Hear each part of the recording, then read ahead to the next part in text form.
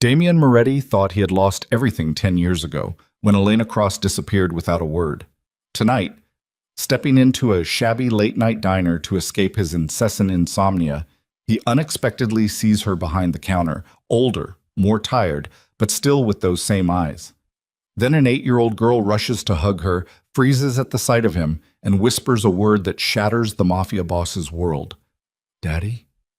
All the lies he'd believed for a decade crumble in an instant.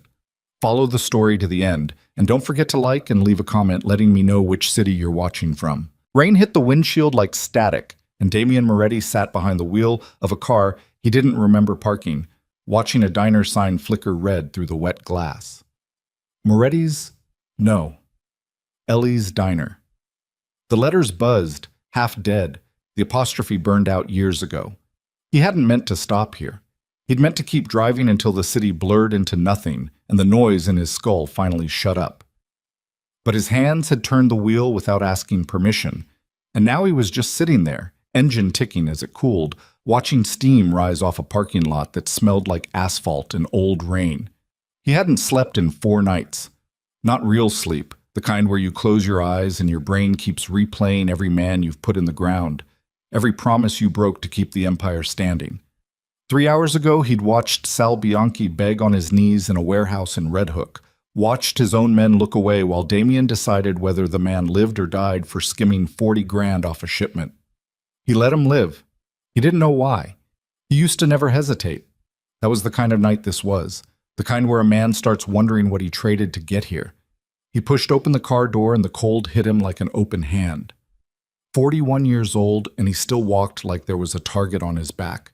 Shoulders squared, eyes already mapping exits before his feet hit the pavement. The door, the kitchen passed through, the fire exit with the bent hinge. Old habits, the kind that kept his father alive for 2 decades before they didn't. The bell over the diner door gave a tired jingle. Inside it smelled like burnt coffee and bacon grease, fluorescent light buzzing overhead. A jukebox in the corner playing something low and scratched that nobody was listening to. Empty booths. A trucker asleep in the corner with his hat over his face. And behind the counter, Damian stopped walking. She had her back to him, pouring coffee into a thermos with the kind of tired precision that comes from doing the same motion 10,000 times. Dark hair pulled back, a few strands stuck to her neck with sweat, even though the place was cold. A waitress uniform 2 sizes too big, like she'd lost weight she didn't have to lose. He knew that posture. He knew the way her shoulders sat low and tight, like she was always bracing for something to fall on her. 10 years. 10 years and his body still recognized her before his mind caught up. "Sit anywhere, hun. Menus are—" She turned around with the coffee pot in her hand, words dying somewhere in her throat. Elena Cross looked at him the way you look at a car wreck you're standing too close to. Her hand didn't shake. That was the thing he noticed first.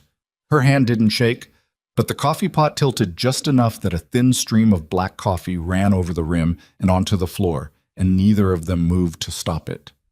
Elena.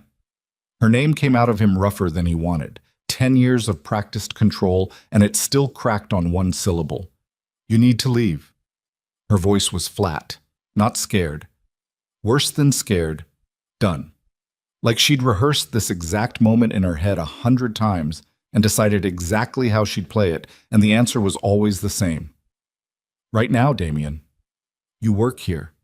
He said it like an accusation, like the fact of her, alive, breathing, pouring coffee in some forgotten diner on the edge of his territory, was a personal insult. 10 years, and you're pouring coffee in a diner 2 miles from my house. 3 miles. Her jaw tightened. I checked. I made sure it was 3. That landed somewhere under his ribs and stayed there. "Elena, don't." She set the pot down hard enough that the trucker in the corner stirred under his hat.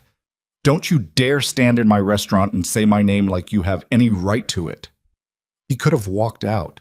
Every instinct that had kept him alive through 3 assassination attempts and a war with the Calloway family told him to walk out, get in the car, drive until this feeling burned itself out the way everything else eventually did. But his feet stayed planted on the cracked linoleum, and he found himself doing something he hadn't done in years. He asked instead of demanded. "Why'd you leave?" Something moved behind her eyes. pain, maybe, or just exhaustion too deep to fake anything else. You know why? I know what I was told. Same thing. Her voice shook now, finally, the first crack in 10 years of armor. You chose the family business over me, Damien. You chose the guns and the money and your father's ghost over... The bell over the door rang again. A small body crashed through it like a comet, breathless, soaked from the rain, sneakers slapping wet against the floor. Mom, the Hendersons' dog got loose again, and Mrs. Patterson chased it into the... The girl stopped dead 3 feet from the counter. She was small for 8, all elbows and knees, dark curls plastered to her forehead from the rain, a backpack slung over one shoulder with a cracked dinosaur keychain hanging off the zipper. She looked at Elena first, the automatic glance kids give their mothers when something's wrong in a room. Then she looked at Damien, and she stopped breathing. Damien had stared down men holding guns to his head without blinking. He had walked into rooms where every person present wanted him dead and felt nothing but the cold calculation of survival. But the way this child looked at him, like she was doing math, like she was matching his face against something stored carefully in her memory, made something in his chest seize up like a fist closing around his heart. She reached into the front pocket of her backpack with shaking fingers and pulled out a photograph, creased soft at the corners from being folded and unfolded 1,000 times. The kind of wear that only comes from years of handling. She looked down at it, looked up at him. Down. Up. Lily. Elena's voice cracked clean in half. Lily, baby, go to the back. That's you. The girl's voice was barely a whisper, but it filled the entire diner like a gunshot. She held the photograph up, hand trembling. This is you in Mom's picture. Damien's whole world tilted sideways. He looked at the photo without meaning to, without being able to stop himself. It was him, younger, 28 maybe, before the lines carved themselves into his face, before his eyes learned to go cold on command. He had his arm around Elena on some beach he couldn't place, both of them laughing at something the camera never caught. He remembered that day in fragments, sunburn, cheap beer, Elena's laugh carrying over the waves. Lily. Elena came around the counter fast, dropping to her knees in front of the girl, hands on her shoulders, physically trying to turn her away from him. Sweetheart, go to the back room, please. Just for a minute. Is he my dad? The diner went silent except for the jukebox scratching through its song and the rain hammering the windows. Elena's mouth opened. Nothing came out. Damien stared at the girl, at Lily, and felt the floor of his entire existence crack open beneath him. The eyes. He'd been too caught up in Elena to see it before, but the eyes were his. His mother's eyes, actually, passed down through him like a curse he didn't know he'd given away. The stubborn set of the jaw, the way she stood with her weight on her back foot, ready to either run or fight, exactly the way he'd stood since he was old enough to know the world wanted to hurt him. Lily, please. Elena's voice broke completely now, tears running silent down her face. Not like this. Not here. But Lily wasn't looking at her mother anymore. She was looking at Damien with an intensity that belonged to someone 3 times her age, an intensity born from years of looking at a photograph and wondering, and now the wondering was standing 6 feet away from her in a wet leather jacket with rain still dripping off his hair. Are you? She asked again, smaller this time, like the bravado that got the question out the first time had burned itself up entirely. Damien's throat closed. He'd negotiated with killers. He'd stood over his own father's body and given orders before the blood was even cold, because that's what the family needed. That's what survival demanded. He had never, not once in his adult life, not known what to say. I don't... His voice came out wrong, too rough, and he hated himself for it. He crouched down slowly, the way you'd approach something wild and easily spooked, bringing himself level with her instead of looming over her like every instinct screamed at him to stay standing, stay in control. What's your birthday, kid? Elena made a sound like she'd been struck. Lily blinked, thrown by the question. March 14th. The math did itself in his skull before he could stop it, fast and brutal and undeniable. 9 months back from March. 9 months back put him in a cheap motel room with Elena 3 days before his father's funeral. The two of them clinging to each other like the world was ending, because for both of them, in different ways, it was. 8 years old, he said, and it wasn't a question. Lily nodded, eyes huge. He looked up at Elena, kneeling on the floor of her own diner, mascara running, hands clenched into the fabric of her apron, like she was trying to physically hold herself together.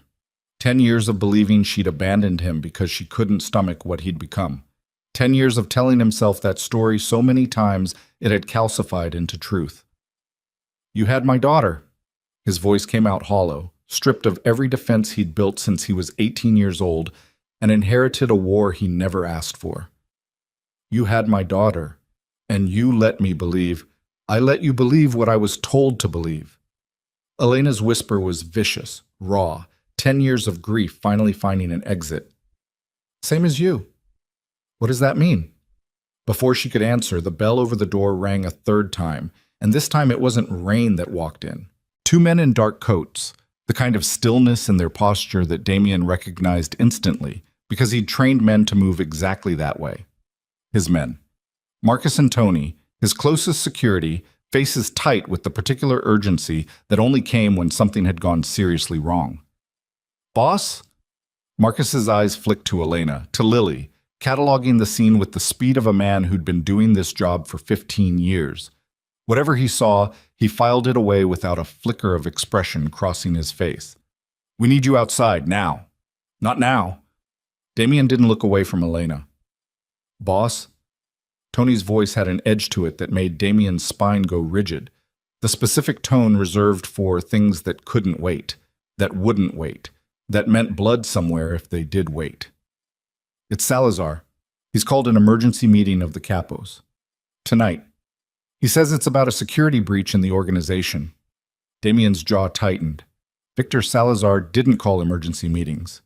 Victor Salazar was the man who'd stood beside Damien's father for 20 years, who'd been the one to find Damien in a hospital corridor the night his father was shot and tell him, voice steady as stone, that the Empire needed him now, that grief was a luxury for men who didn't have families depending on them.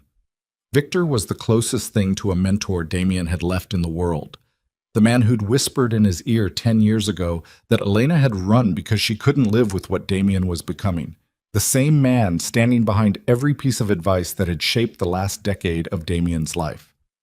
Tell him I'm coming. Damien's eyes didn't leave Elena's face. Give me 5 minutes. Marcus and Tony exchanged a look, but retreated to the door, giving him the distance, though Damien knew they wouldn't go far. Not tonight. Not with whatever Salazar had stirred up. Damien turned back to Lily, who hadn't moved, who was still staring up at him like he might disappear if she blinked. He didn't know what to do with his hands. He didn't know what to do with any of it. The years, the lies, the small, terrified, hopeful face in front of him that shared his blood and his stubborn jaw, and apparently nothing else about the life he'd lived. I have to go, he said, and the words tasted like ash. But I'm coming back, tonight, tomorrow. I don't know when, but I'm coming back. People always say that. Lily's voice was quiet, flat in a way that broke something in him completely, the particular flatness of a child who'd already learned not to trust promises. Mom says that's what dads do. They say they're coming back. Elena flinched like she'd been slapped. Damien stood up slowly, body aching in places that had nothing to do with the cold. He looked at Elena, really looked at her, the exhaustion carved into her face, the fear that lived behind her eyes now where there used to be only warmth, and felt 10 years of carefully constructed certainty collapse into something he didn't have a name for yet. Not quite rage, not quite grief. Something underneath both of those, older and more dangerous. Salazar told me you left because you couldn't live with what I'd become, he said quietly. Was that a lie too? Elena's eyes flicked toward the door, toward Marcus and Tony waiting in the rain, and something tightened in her face. Fear, real fear, the kind that lived in a person's bones. You need to go, she said again, but this time it wasn't an order. It was a plea. Please, Damien. Before he finds out you were here. Before who finds out? She didn't answer. She pulled Lily against her side, protective, final, the the conversation closing like a door slamming shut. Damien stood in the doorway of a diner that smelled like burnt coffee and 10 years of buried lies, looking at a daughter he didn't know existed an hour ago, and a woman he'd spent a decade hating for a betrayal that was starting to look like something else entirely. The rain hadn't let up outside. If anything, it had gotten worse, hammering the windows like something trying to get in. "This isn't over," he said. "It never started," Elena whispered back, but her voice didn't sound like she believed it anymore. He walked out into the storm, past Marcus and Tony, into a car that suddenly felt too small to hold everything he was carrying. Behind him, through the rain-streaked window, he could see Elena pull Lily into her arms, both of them shaking. And for the first time in 10 years, Damien Moretti understood that the war he thought he'd already fought and survived hadn't even started yet. Whatever Victor Salazar was about to tell him at that emergency meeting, Damien already knew one thing with a certainty that settled cold and final in his chest. Somebody had spent a decade lying to him, and that same somebody was standing right outside that diner door, waiting to find out exactly how much he'd already learned. The warehouse on 10th Street had been his father's favorite place to hold court, and Victor Salazar had kept the tradition alive out of what Damien always assumed was respect. Now walking through the rain toward the loading dock doors, water running down the back of his collar, Damien wondered if it had ever been respect at all, or just a man marking territory he intended to keep. Marcus drove. Tony rode shotgun, jaw working like he was chewing on something he didn't want to say. Damien sat in the back, soaked, replaying Lily's face over and over until it blurred together with the photograph she'd pulled from her backpack, until he couldn't tell anymore which image was the memory and which was the wound. "You gonna tell me what happened back there?" Marcus asked, eyes flicking to the rear view. "No." "Boss, I said no, Marcus." The car went quiet except for the wipers dragging across the windshield, that rhythmic squeal that usually didn't bother him, and tonight felt like something scraping directly against his skull. He pressed 2 fingers against his eyes and tried to slow his breathing down, the way his father taught him before sit-downs that mattered, before negotiations where one wrong flinch could cost you a finger or a life. Breathe slow. Let them think you're already 3 moves ahead. Never let them see you bleed. He'd been bleeding for 10 years and never known it. The warehouse doors were already open when they pulled up, yellow light spilling out into the wet dark, and Damien counted the cars in the lot out of pure habit. 6 capos, plus Salazar's personal vehicle, plus 2 unmarked sedans he didn't recognize, which made his stomach tighten before he'd even stepped out of the car. Inside, the air smelled like motor oil and cigarette smoke. 15 men standing in a loose circle around a folding table with nothing on it but a single manila folder. Victor Salazar stood at the head of it, 61 years old, silver hair combed back the same way it had been combed back for 30 years, wearing the kind of calm that Damien used to mistake for wisdom, and was starting, in the last hour, to recognize as something closer to control. "Damien," Victor's voice carried across the warehouse, warm on the surface, something colder underneath it that Damien had simply never had the eyes to see before tonight. "You're soaked. Sit." "I'll stand." A flicker crossed Victor's face, there and gone, but Damien caught it, the way you catch a blade glinting in low light. "Suit yourself." The capos shifted, sensing something off in the air, the way men who'd survived decades in this life always could. Salbianchi stood near the back, the bruise on his jaw from 3 hours ago already purpling, eyes downcast, a man grateful to be breathing and trying not to remind anyone he was in the room. Damien's cousin Nico leaned against a support beam, arms crossed, watching Damien with the kind of careful blankness family wore when they smelled blood in the water, and didn't know yet whose blood it would be. "You said there was a security breach." Damien's voice came out flatter than he intended, exhaustion bleeding through the edges of his control. "There is." Victor opened the folder, slid it across the table without looking at it, like he already had every word memorized. "Federal surveillance. 2 agents made contact with one of our shipping coordinators last week. Offered him immunity for information on the Castellano route." Damien picked up the folder. Photographs. Grainy, telephoto. A man he recognized as Dominic Reyes meeting 2 men in plain sedans outside a coffee shop in Queens. The kind of photographs that, 6 months ago, would have sent him straight into the cold, mechanical calculus of damage control. Find Reyes. Find out what he gave them. Handle it. Tonight, all he could think about was a little girl's voice asking if he was her father. "Where's Reyes now?" Damien asked. "Gone." Victor's mouth tightened.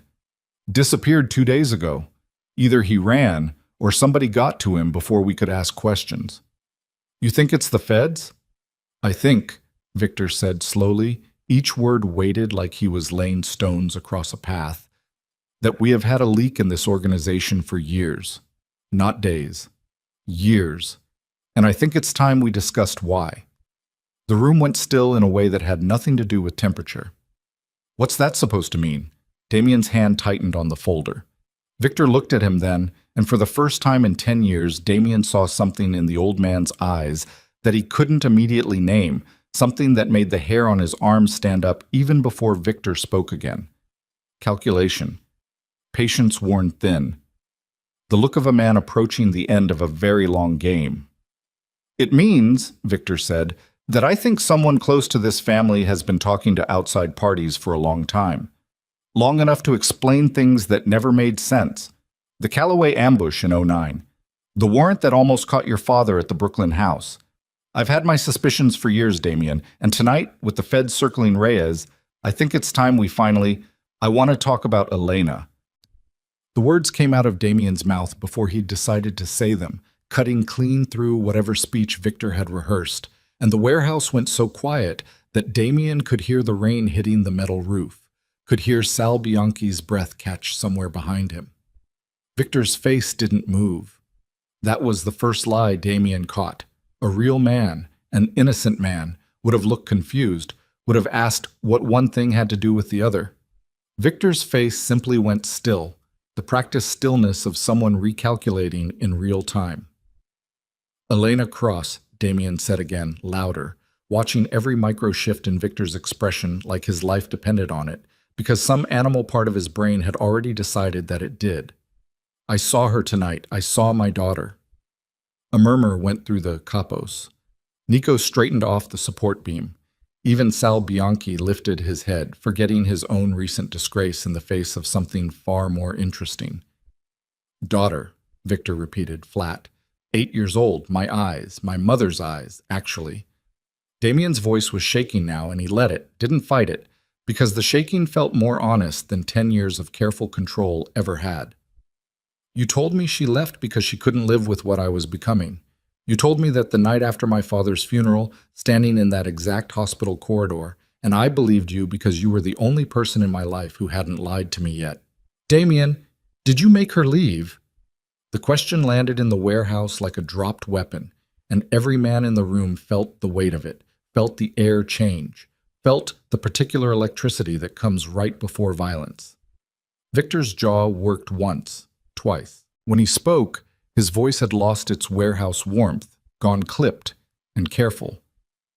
"I protected this family." That's not an answer. It's the only answer you're going to get tonight, in front of 15 men, about a conversation that happened a decade ago. Victor's eyes flicked, just briefly, toward the capos, a silent reminder that they were not alone, that some things were not meant for an audience. "We have a federal problem sitting on this table. We have a missing coordinator who might be wearing a wire as we speak. And you want to relitigate ancient history in front of the whole organization?" Answer the question, Victor. "I am not going to be interrogated by a boy I raised." The word landed wrong, too personal, too revealing, and Damien watched it land on Victor's own face a half second after it left his mouth. Watched the old man realize he'd said too much, shown too much, let something slip that 30 years of careful patience should have kept buried. "You didn't raise me." Damien's voice had gone very quiet, the kind of quiet that the older capos in the room recognized from his father, the kind of quiet that preceded the worst violence any of them had ever witnessed. "My father raised me. You advised him. There's a difference, Victor, and I think tonight I'm finally seeing it. Your father is dead because he trusted the wrong people." Victor's composure cracked at the edges, voice rising. "I have spent 10 years keeping this family alive, keeping you alive, while you played at being a king without understanding what kingship actually costs. Don't you dare stand in this warehouse and question my loyalty. I'm not questioning your loyalty. Damien stepped closer, close enough now that he could see the old man's pulse jumping visibly in his throat, close enough that Marcus and Tony shifted uneasily near the door, hands drifting toward jackets they'd never normally need to reach for in this room. I'm questioning 10 years of decisions you made for me while I was too grief-sick to make them myself.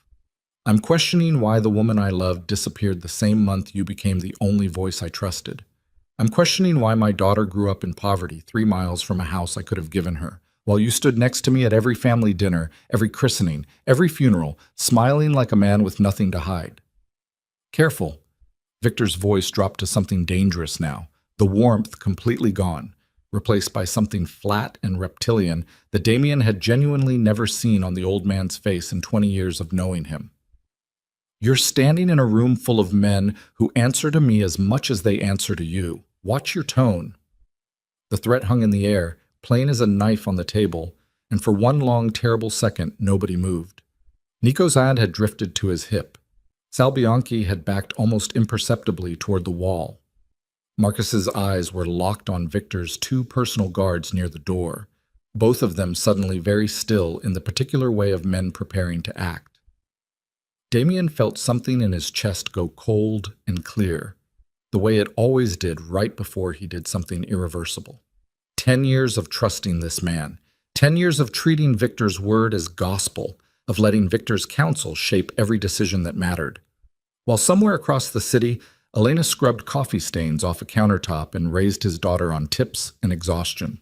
You just threatened me, Damien said, almost wonderingly, like he was hearing the words for the first time even as they left his own mouth. In front of 15 men. You just threatened the boss of this family. I gave you a warning. There's a difference. But Victor's voice had lost its certainty, and Damien watched him recognize the mistake in real time, watched 30 years of careful patience crack down the middle in the warehouse light. Get out, Damien said. Excuse me? All of you. Damien's eyes swept the room, the capos, the soldiers, everyone except Marcus and Tony. Everyone out except Victor, now. Nobody moved for a second. The room caught in that terrible suspended moment where loyalty hadn't decided which direction to break. Then Sal Bianchi, perhaps grateful for any excuse to leave a room that suddenly felt like a held breath, moved first, and the rest followed in a slow, uneasy current toward the door, boots scuffing concrete, nobody speaking, everybody feeling the temperature of the room and understanding, on some animal level, that whatever happened next would decide which way the entire family bent. Within 90 seconds, it was just the 4 of them, Damien, Victor, Marcus, and Tony, standing in a warehouse that smelled like oil and rain and old secrets. You're making a mistake, Victor said quietly once the door had closed. I've made a lot of mistakes. 10 years of them, apparently. Damien planted both hands on the folding table, leaned forward until his face was a foot from Victor's. Tell me the truth. Right now. Did you make Elena leave? Victor's eyes flicked toward Marcus and Tony, calculating, and Damien could see him deciding something, weighing options, the same way Damien had watched him weigh options for 2 decades across negotiating tables and family disputes and quiet conversations about which men lived and which men disappeared.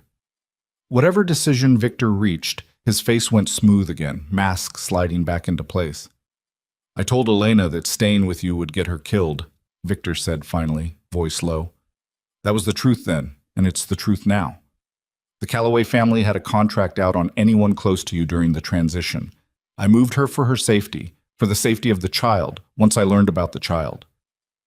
You knew about Lily? Something flickered behind Victor's eyes, quick and gone. I knew. The cold thing in Damien's chest turned into something hotter, something that made his hands curl into fists against the table's metal edge. You knew I had a daughter for 8 years.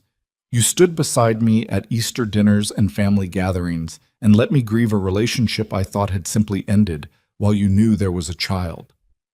I protected her by keeping her hidden. You protected your control over me.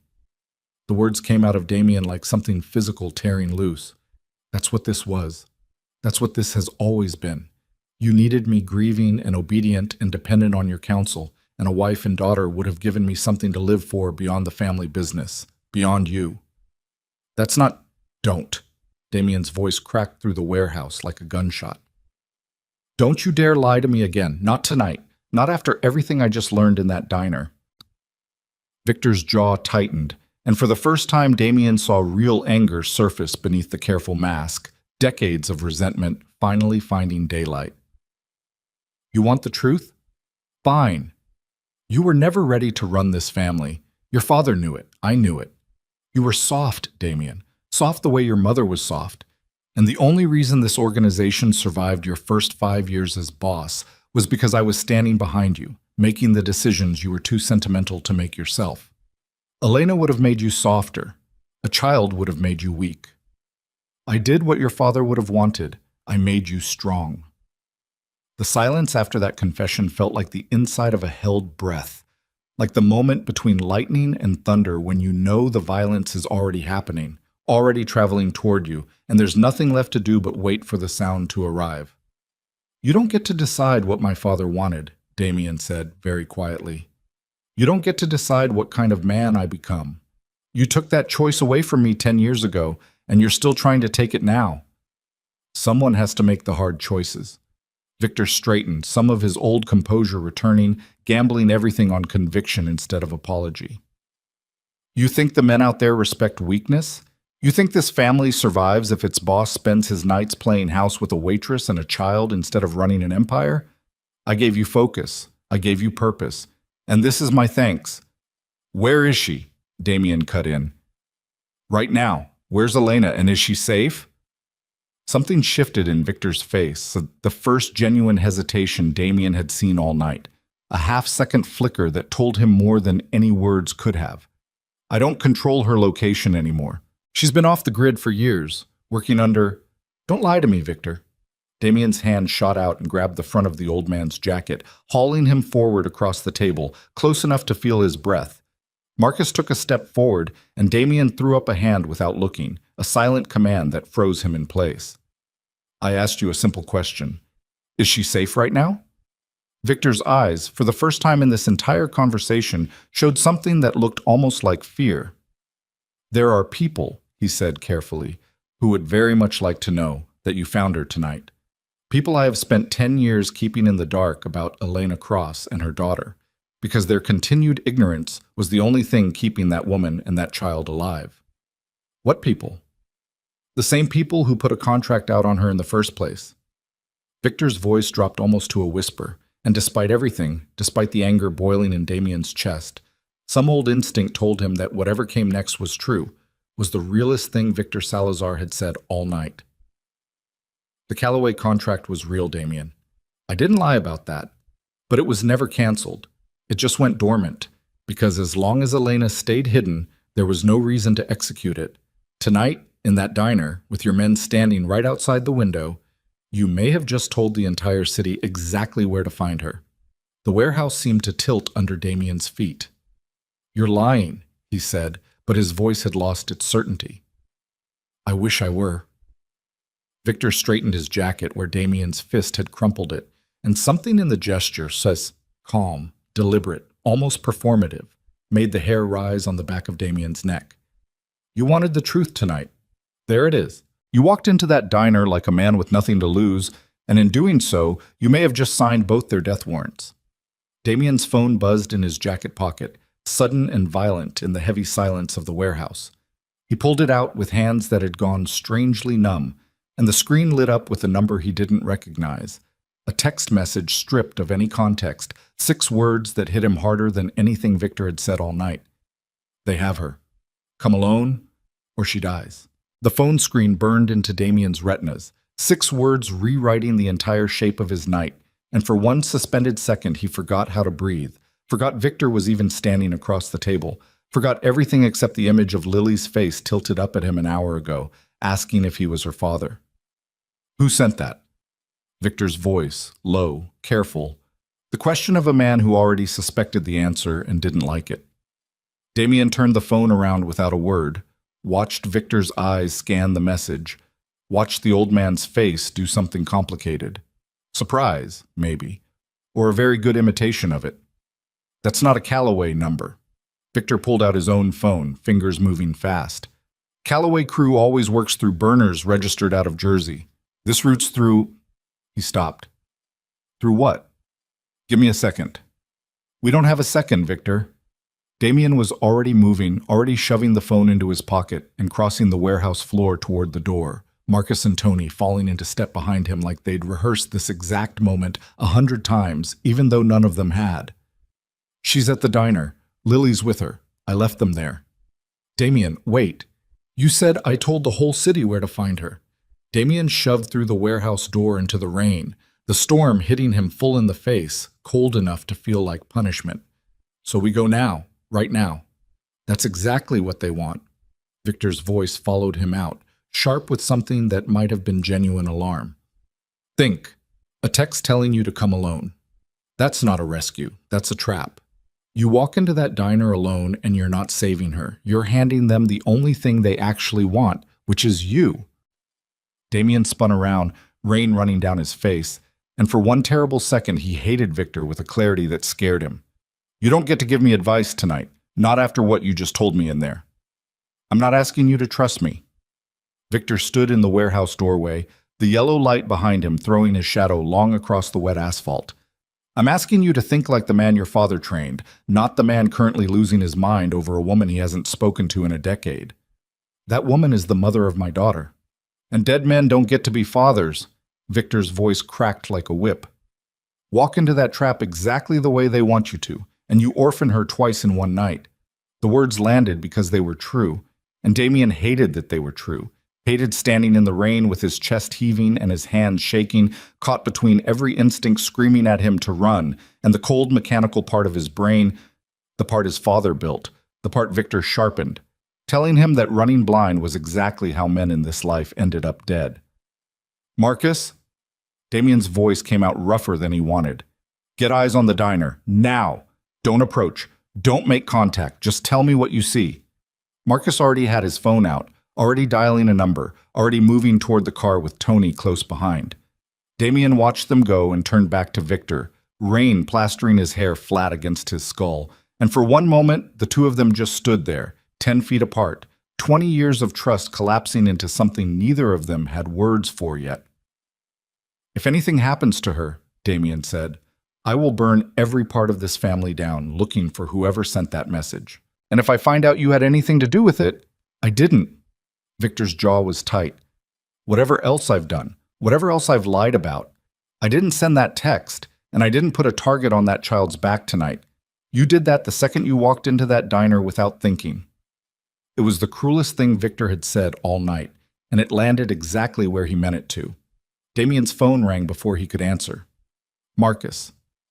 Boss? Marcus's voice had the flat, controlled quality of a man trying very hard not to panic. Diner's dark. Closed signs up, but it's not closed up closed. It's... Boss, there's a broken coffee pot on the floor by the door. Door's unlocked. No sign of forced entry on the front, but the back exit by the kitchen. The lock's been drilled out. Cameras? Place doesn't have any. It's a 2-bit diner, boss. There's nothing. Damien closed his eyes, rain running down his face, and made himself breathe, made himself find the cold center his father taught him to find before every impossible decision. Anyone inside? No, place is empty. No bodies, no blood that I can see. Just the coffee pot and an open back door. No blood. Damien held on to that fact like a man holding onto a ledge, because the alternative, the version of tonight where he found Elena and Lily bleeding out on cracked linoleum, was a version of reality he didn't have the architecture to survive. Stay there. Don't touch anything. I'm coming. Boss, if this is a trap... I know it's a trap. Damien was already moving toward Victor's car, the only vehicle close enough, fishing in his pocket for the keys he didn't have. Victor, keys. You're not driving anywhere until you have a plan. I have a plan. The plan is I get my daughter back. That's not a plan. That's a death wish dressed up in a father's clothing. Victor stepped between Damien and the car, and for a second Damien seriously considered putting him through the warehouse wall. Listen to me.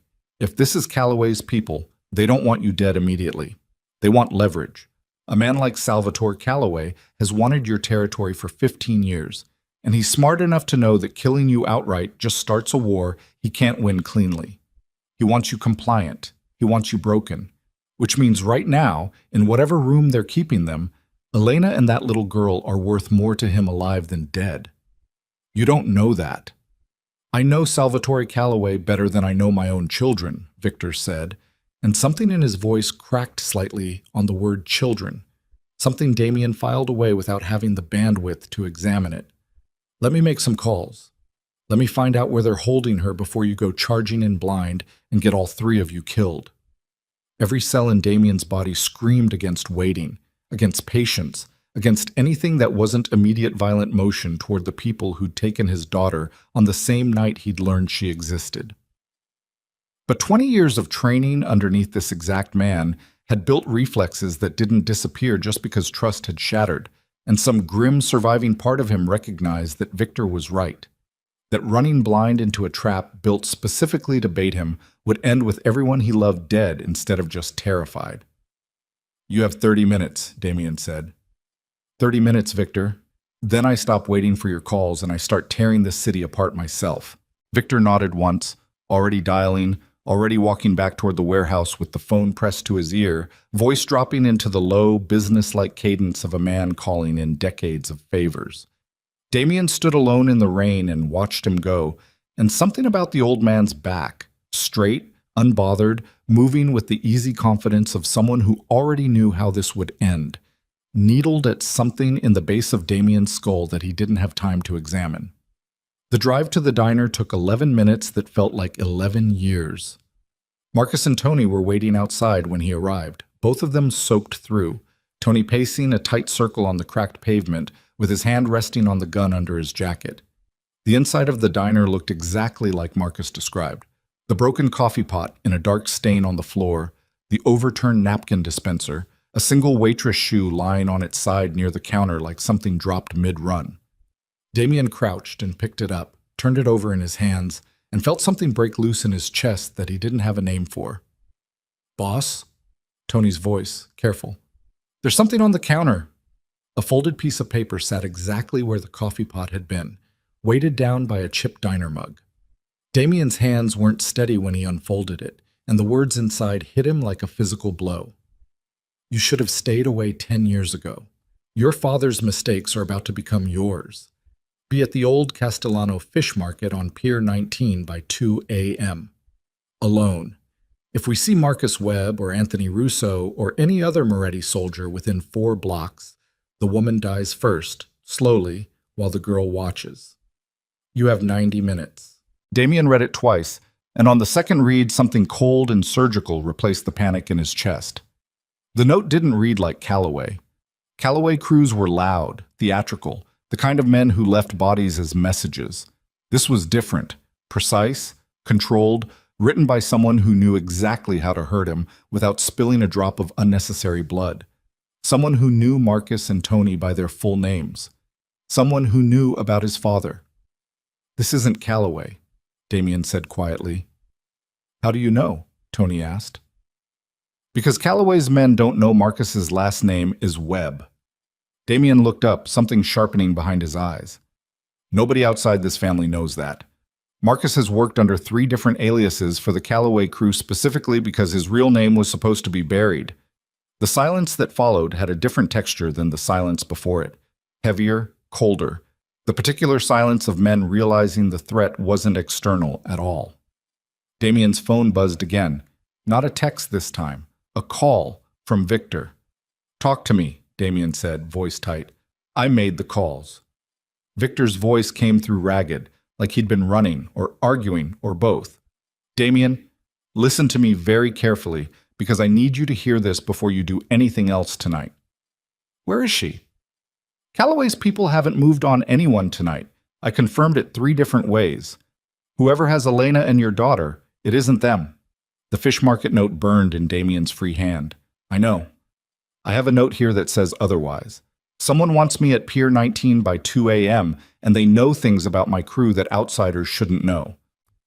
A long pause on the line, long enough that Damien could hear Victor breathing, ragged and uneven, in a way the old man's voice never was, not in 20 years of negotiations and funerals and family wars.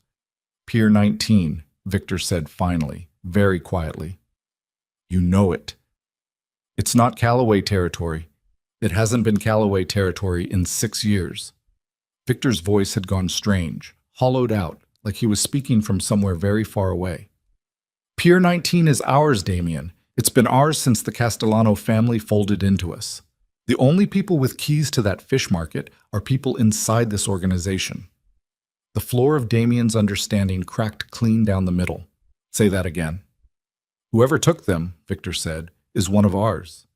Damien's mind raced backward through the night, through the warehouse, through the capos standing in that loose, uneasy circle, through Nico leaning against the support beam with careful blankness on his face, through Sal Bianchi grateful to be alive and desperate to prove his loyalty after the humiliation of being caught skimming, through every man who'd stood close enough tonight to overhear that Elena Cross was alive, that Lily existed, that the boss of the Moretti family had a weakness nobody had known about an hour ago.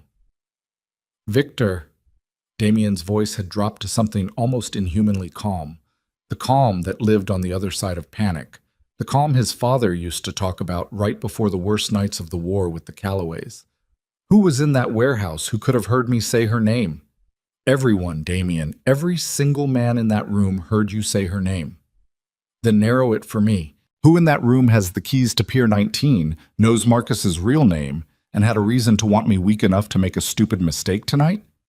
The silence on the other end of the line stretched so long that Damien thought the call had dropped, until finally Victor spoke again, and his voice had lost every trace of the warehouse's careful authority, gone instead small and strange, and frightened in a way Damien had genuinely never heard from him before.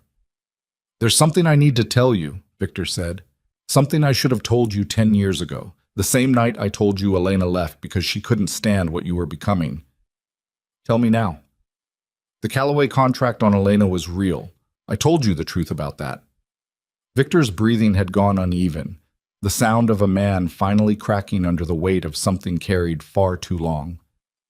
But I never told you who actually negotiated it into existence. I never told you because the man who arranged it sat at every family dinner with us for the last decade, smiling at you, calling you nephew, while quietly building his own network inside the organization piece by piece, year by year, waiting for exactly the kind of moment that just walked into a diner 3 miles from your house. The words hit Damien like a freight train, and somewhere behind them, underneath the roar of his own pulse in his ears, he heard the name before Victor even said it, felt it arrive in his chest like something he'd known all along and refused to look at directly. Nico, Damien said. The silence that answered him was confirmation enough. The name sat in Damien's chest like a bullet that hadn't finished tearing through muscle, still moving, still doing damage on its way to wherever it would finally stop. His cousin. The kid he'd taught to throw a punch behind their grandfather's garage when they were both 12 years old. The kid who'd stood beside him at his father's funeral with his hand on Damien's shoulder, steady, present, the only family member who hadn't looked at Damien like a problem to be managed. Say it again, Damien said into the phone, voice flat and strange even to his own ears. Nico set up the Callaway contract 8 years ago, Victor said, words tumbling faster now, like a dam finally giving way after decades of pressure. I found out by accident. A payment routed through an account I was monitoring for unrelated reasons. I should have told you. I told myself I was protecting the family by handling it quietly, by watching him, by waiting until I had enough to move without starting a war inside our own walls.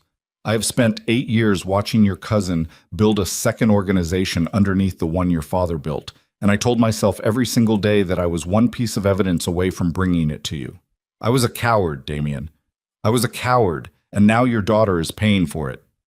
Damien didn't answer. He was already moving, already shoving the note into his jacket, already barking orders at Marcus and Tony with a voice that had gone hard and clean, stripped of everything except function. Pier 19. Now. Boss, the note said alone.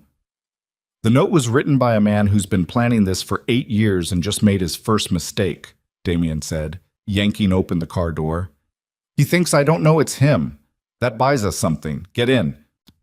The drive to the waterfront took 14 minutes through streets slick with rain, streetlights smearing gold across the windshield.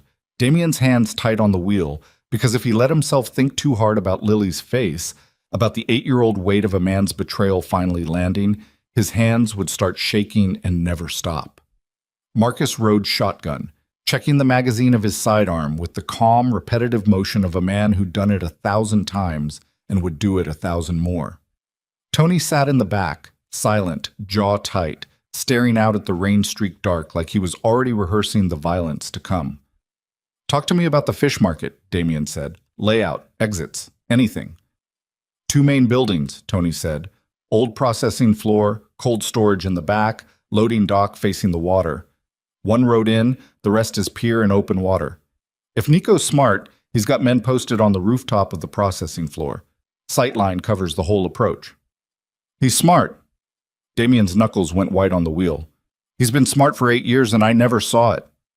"Boss," Marcus's voice careful, "we go in loud. There's a real chance he kills them before we get close enough to stop it.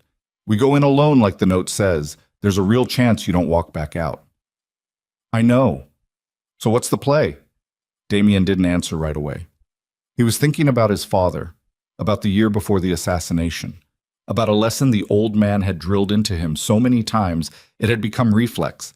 A man who spent years building a trap wants you to walk into the trap exactly the way he imagined it. Break the shape of his imagination, and you break the trap. "The play," Damien said finally, "is I go in alone, like he wants. You two find a way onto that pier without being seen, and you wait for my signal." "What signal?" "You'll know it when you hear it." They parked 4 blocks out, in the shadow of a shuttered ironworks building, rain hammering the car roof loud enough to swallow conversation. Damien climbed out into the storm and felt something settle into him that he hadn't felt in 10 years. Not the cold mechanical calm of running an empire, but something older, raw, the feeling of a man with exactly one thing left to lose and nothing left to calculate. He walked the 4 blocks alone. The fish market rose up out of the dark like something half-drowned, corrugated metal walls streaked with rust, the smell of brine and old fish guts thick enough to taste even through the rain. A single light burned in the loading dock window, yellow and dim, and Damien's whole body went taut at the sight of it, every nerve screaming at him to run faster, even as his training forced his pace into something slow, deliberate, unthreatening. The loading dock door was open, waiting. He stepped inside and the smell hit him first, fish and salt and motor oil, and then his eyes adjusted to the dim light, and he saw her. Elena sat in a metal folding chair in the center of the processing floor, wrists zip-tied behind her, a cut above her eyebrow leaking a thin line of blood down her temple, her uniform torn at the shoulder. She looked up when the door opened and her whole face broke. Relief and terror tangled together so completely that Damien couldn't tell which one was winning. "Damien, don't!" Her voice cracked, cut off as a hand clamped over her mouth from behind. "Where's Lily?" Damien's voice didn't sound like his own. Nico stepped out from behind a stack of rusted processing tables, and the sight of him, his cousin, his blood, dressed in a dark coat with rain still beating on the shoulders, a gun held loose and casual in one hand like he was holding nothing more dangerous than a cup of coffee, made something in Damien's chest crack clean down the center. "She's safe," Nico said. "For now. That depends entirely on you." "Nico." Damien's hands were shaking and he let them, didn't try to hide it, because some part of him understood that whatever happened in the next 10 minutes, pretending to be unaffected wasn't going to save anyone. 8 years. You always were slow to see things in front of your own face. Nico's voice carried none of the warmth Damien remembered from 20 years of shared holidays, shared grief, shared blood. It was flat, almost bored, the voice of a man who'd rehearsed this confrontation so many times in his head that the real version felt almost anticlimactic. "Victor told you, I assume." Coward finally found his spine after 8 years of watching from the sidelines. "Why?" It came out raw, more wound than question. "We grew up together. You stood next to me when they buried my father. And while I was standing there smiling, holding your shoulder, you know what I was thinking?" Nico's mouth twisted into something that wasn't quite a smile. I was thinking about how your father chose you over me. Same blood, Damien. Same grandfather. The only difference is whose son got born first, and that accident of timing handed you an empire while I got to spend my whole life standing one step behind you, watching you make mistake after mistake and clean up exactly nothing, because cleaning up your messes was never going to make this family mine. So you sold out your own blood to the Callaways. I built something. Nico's voice rose for the first time, real anger surfacing underneath the careful performance. 8 years, piece by piece, soldier by soldier, while you were busy drowning in grief over a woman who left because she was smart enough to see what staying would cost her. I built a network inside this family that answers to me and only me. The Callaway contract wasn't betrayal, Damien. It was leverage. Elena disappearing wasn't supposed to break you.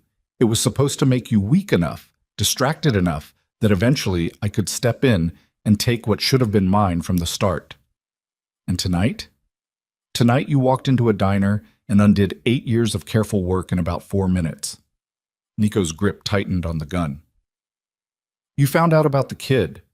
You started asking questions. Victor started panicking and making calls. I had exactly one move left, which was to accelerate the timeline before this whole operation collapsed around me. So you took my daughter. I took leverage.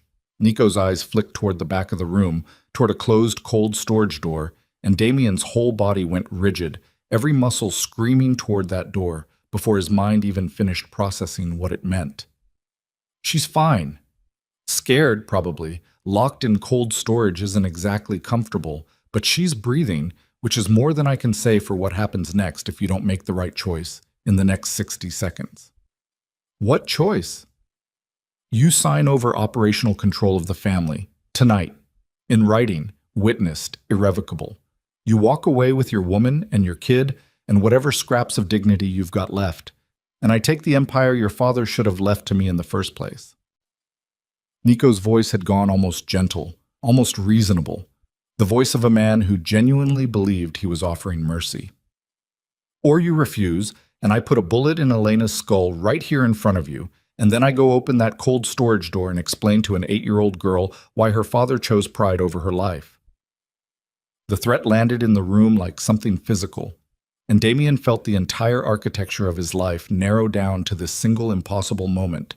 10 years of grief, an empire built on his father's blood, the woman he'd never stopped loving even while hating her for a lie that was never hers, a daughter he'd known for less than 2 hours and already loved with a ferocity that scared him.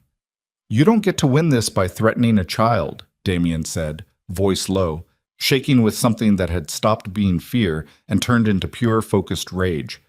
I don't need to win pretty. I just need to win. Elena made a muffled sound against the hand over her mouth, eyes wide, desperate, trying to communicate something Damien couldn't read fast enough. He took a step forward, and the gun in Nico's hand snapped up instantly, leveled at Elena's temple, and Damien froze with his heart slamming against his ribs hard enough to hurt. Ah. Nico's finger curled tighter against the trigger. One more step and this conversation ends very differently than either of us wants. Damien's mind raced, calculating distances, angles, the 4 blocks Marcus and Tony needed to cover in the dark and rain. The signal he hadn't actually given yet because the moment had collapsed faster than he'd planned for. His eyes flicked once toward the loading dock door behind him, toward the rusted catwalk running along the ceiling of the processing floor, toward the cold storage door in the back where his daughter sat alone in the dark. And something in his chest hardened into a decision he didn't fully understand until he was already moving. Fine, Damien said, raising both hands slowly, palms open, the posture of total surrender. You want the empire? Take it. I don't care anymore, Nico. You hear me. I don't care about any of it. Just let them go first. Nico's eyes narrowed, suspicion flickering across his face. You're agreeing too fast. I'm agreeing because I'm done. Damien's voice cracked, and he let it crack, let 10 years of exhaustion bleed into every syllable because the rawness was real, even if the surrender wasn't. I found out 2 hours ago I have a daughter. 2 hours, Nico. You want to know what that does to a man? It burns away everything else. The empire, the territory, The war with the Callaways, none of it means anything anymore. Take it all. I just want them alive. For a moment, just a moment, something shifted behind Nico's eyes. The old cousin, the kid from behind the garage, some flicker of the relationship that 8 years of secret betrayal hadn't fully managed to kill. And in that half-second of hesitation, in the gap between Nico's anger and Nico's doubt, Damien heard it. A sound from the rooftop, faint, controlled. 3 measured taps against corrugated metal, exactly the signal he and Tony had used since they were teenagers running messages for the old man. A signal so old and buried that Nico, for all 8 years of careful planning, had no reason left to remember it. Marcus and Tony were in position. Nico's eyes flicked toward the ceiling, toward the sound, suspicion crashing back over his face like a wave. What was that? Rain on the roof, Damien said, and started walking forward, slow, deliberate. Hands still raised, eyes locked on his cousin's face, counting silently in his head. 3, 2, stop right there. Nico's gun swung between Damien and Elena, panic finally cracking through 8 years of careful composure. I said stop! The lights went out. All of them, all at once. The single yellow bulb in the loading dock and whatever backup lighting Nico's men had rigged through the processing floor, plunging the entire warehouse into a darkness so complete that for one disorienting half-second, Damien lost all sense of distance, of direction, of anything except the violent thunder of his own pulse in his ears. Somewhere in the black, Elena screamed. Darkness swallowed the warehouse whole, and Damien moved through it the way his father had taught him to move through anything. Not by sight, but by memory, by the count he'd kept in his head since his first step through the loading dock door. 3 steps to the processing table. 5 more to where Elena's chair had been bolted to the floor before tonight. He dropped low, below where a panicked man's first shot would go, and heard Nico's gun discharge twice into the black, the muzzle flash strobing the room in violent yellow snapshots. Elena thrashing against the zip ties, the masked man behind her stumbling back from her elbow, driven hard into his ribs. Nico's face twisted into something that wasn't rage anymore, just fear dressed up as rage because the only thing more dangerous than a cornered man was a cornered man who already knew he'd lost.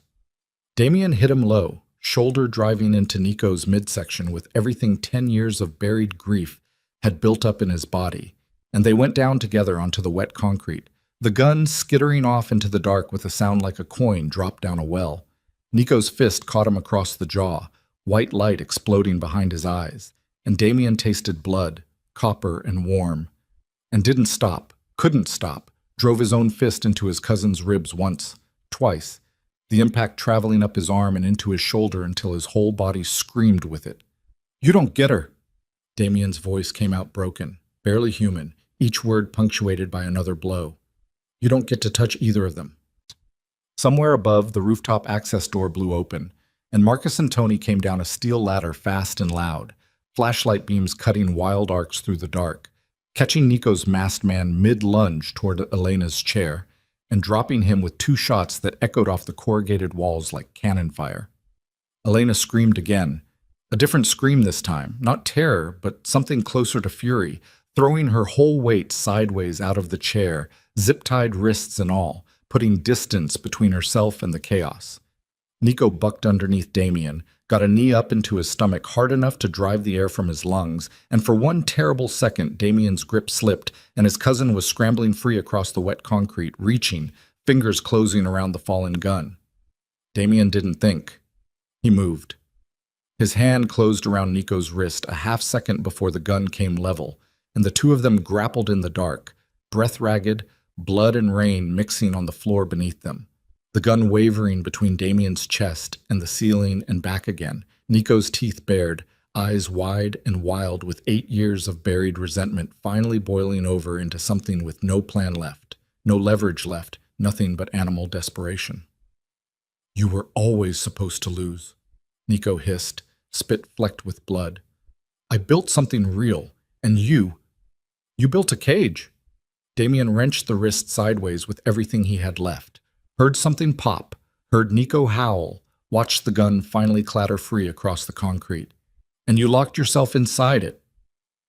The fight went out of Nico all at once, the way it sometimes did with men who'd spent everything they had on one desperate gamble and lost. He sagged back against the cold storage door, cradling his ruined wrist, chest heaving, and Damien knelt over him in the dark, with blood running from his split lip, hands shaking, every part of him screaming to finish it, and some smaller, harder-won part refusing to let him.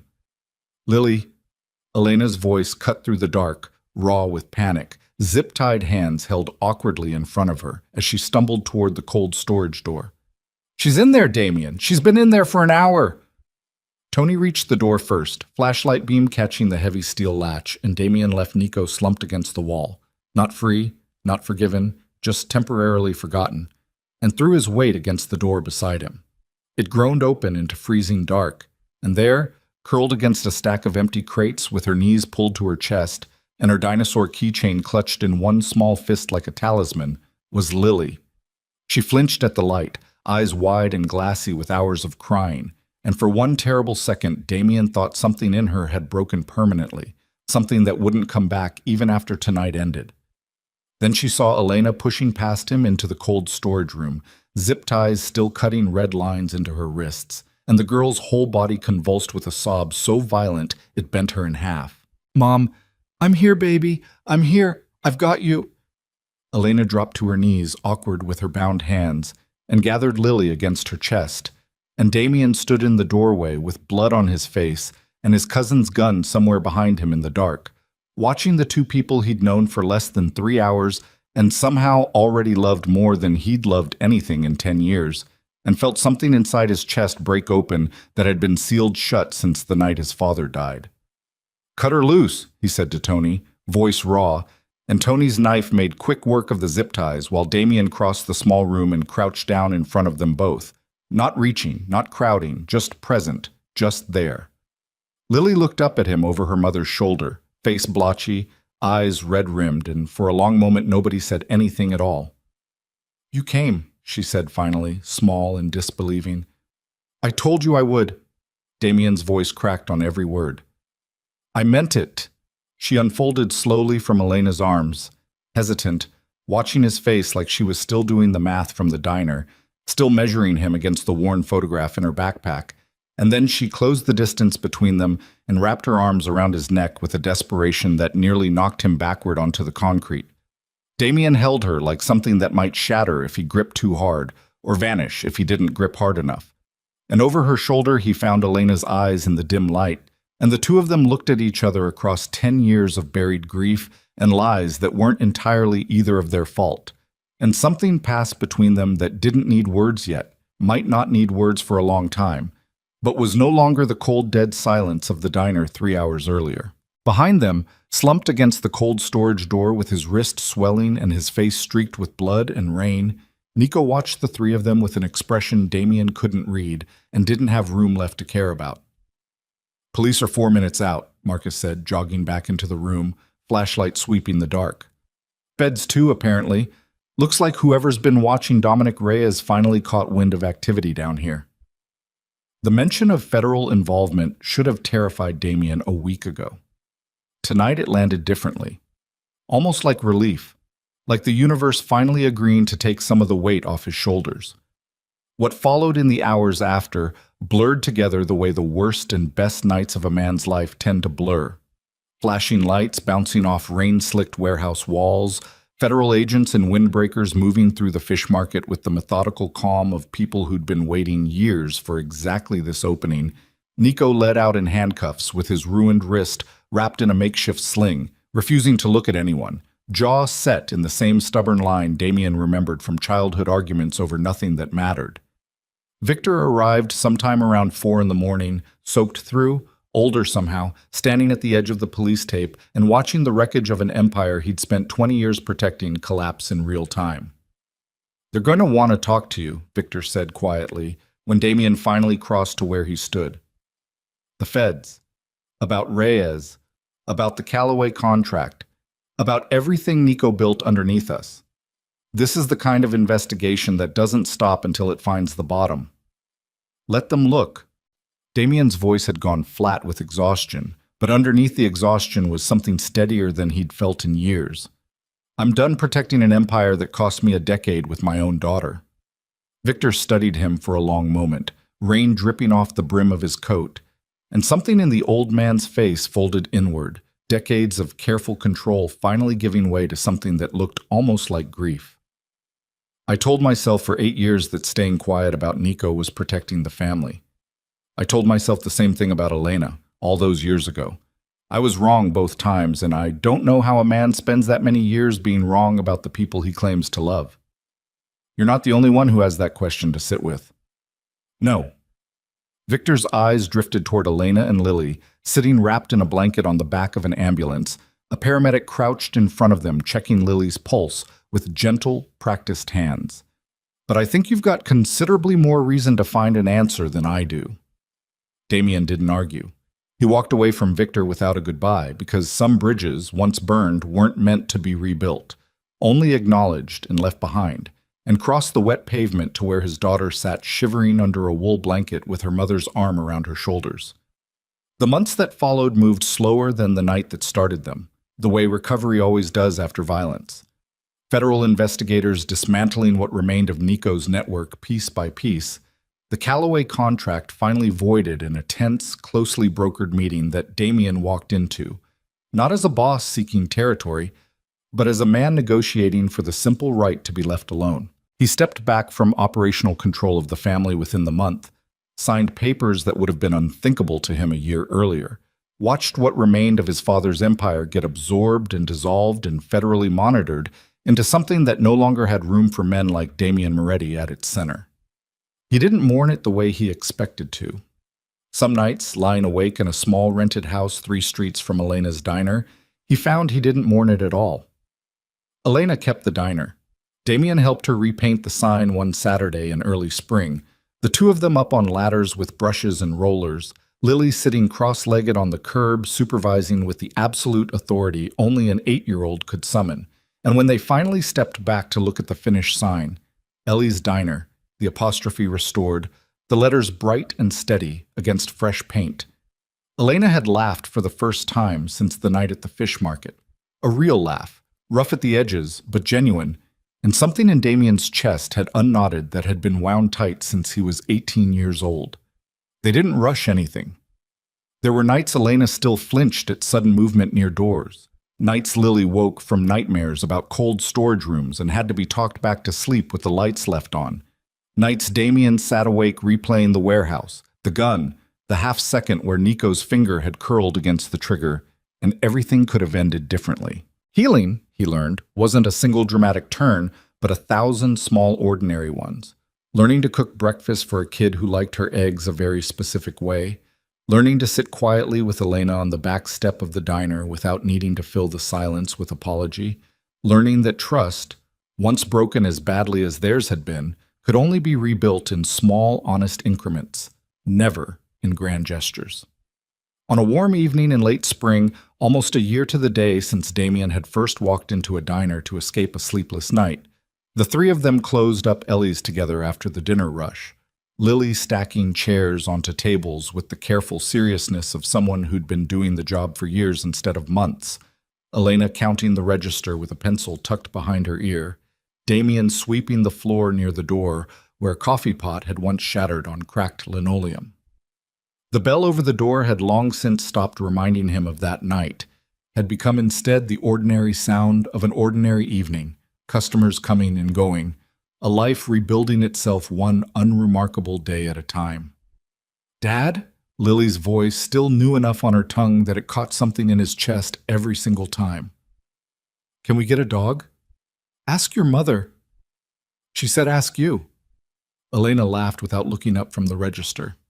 "I did not say that." "You basically said that." Damien set the broom against the counter and crossed to where Lily stood on her tiptoes trying to reach the last chair, lifted her easily, settled her against his hip the way he'd learned to do over months of small, ordinary moments that had slowly, quietly become the architecture of an entirely different life than the one he thought he'd inherited at 18. Outside the window, the evening light had gone gold and soft over the street, the kind of light that made even cracked pavement look forgiving. He thought about his father sometimes, about the empire the old man had built and the war it had cost, About all the things he'd believed for 10 years that turned out to be lies built on top of other lies. Victor's careful manipulations and Nico's quiet decade-long betrayal, and his own willingness to believe the worst about the only woman he'd ever loved, because believing it hurt less than asking questions. He thought about how close he'd come to losing everything that actually mattered while chasing everything that didn't. "You okay?" Elena asked, watching him from behind the register, the particular soft attention she'd started giving him over the months whenever his face went somewhere distant. "Yeah." Damien set Lily down, watched her run off toward the back to grab her backpack, dinosaur keychain swinging. "Yeah, I'm okay." And for the first time in longer than he could remember, the words were simply true. No calculation behind them, no empire to protect, no decade of grief dressed up as control. Just a man standing in a small diner at closing time, rain long since cleared from a sky gone soft and gold, watching his daughter sling a backpack over her shoulder and his daughter's mother lock the register with steady, unhurried hands, understanding finally, completely, that the only kingdom he'd ever actually needed had been small enough to fit inside this room all along.